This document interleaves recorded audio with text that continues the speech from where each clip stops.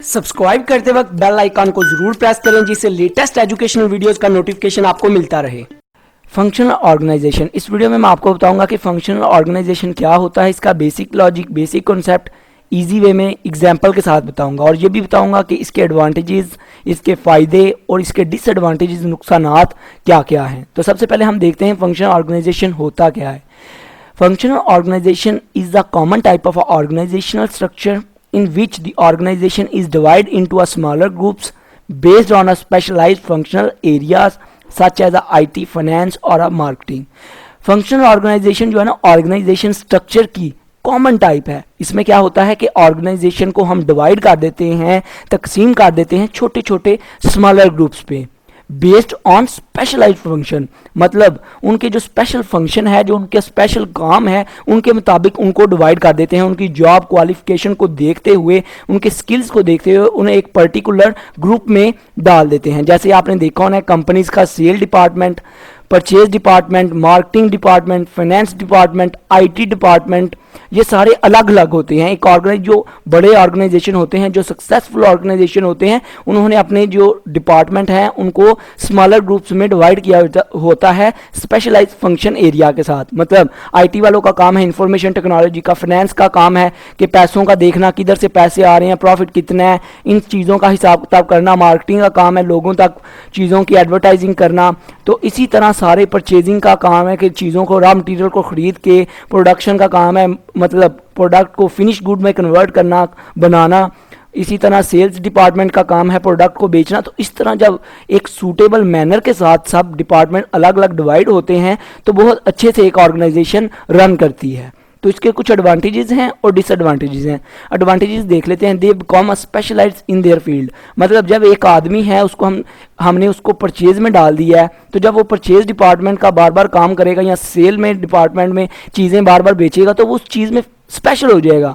या एक चीज़ वो प्रोडक्शन डिपार्टमेंट में उसे डाला हुआ है कोई भी एम्प्लॉय जो है, तो जब वो प्रोडक्शन डिपार्टमेंट में काम करेगा, बार बार एक चीज़ को बनाता रहेगा तो वो स्पेशलाइज हो जाएगा, उस चीज़ में बहुत माहिर हो जाएगा। आगे है इजी सुपरविजन, मतलब जो एक डिपार्टमेंट के लोग हैं, एक प्रोडक्शन डिपार्टमेंट के लोग हैं, सारे एक जो उनका ऊपर हेड होता है मैनेजर प्रोडक्शन डिपार्टमेंट का, उसको सुपरवाइज करना इजी हो जाएगा। उन्हें पता होगा यार ये सारों का काम एक जैसा है और अलग अलग से एक एक को समझाना नहीं पड़ेगा, मतलब इजीली उनको सुपरवाइज कर सकेगा।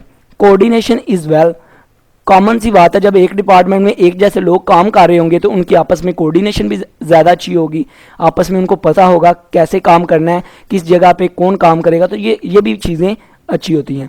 तो इंक्रीज मैनेजरियल एफिशिएंसी, मतलब जो मैनेजर है हर डिपार्टमेंट का अलग अलग, उसकी एफिशिएंसी इंक्रीज हो जाएगी। कॉमन सी बात है, उसको पता होगा मैंने इस डिपार्टमेंट को हैंडल करना है तो वो उस डिपार्टमेंट पे मेहनत करेगा, अपने एम्प्लॉयज़ के स्किल्स को डेवलप करेगा, तो ऑटोमेटिकली एफिशिएंसी भी इंक्रीज होगी। आगे देखते हैं कि डिसएडवांटेजेस, इसके नुकसानात क्या हैं।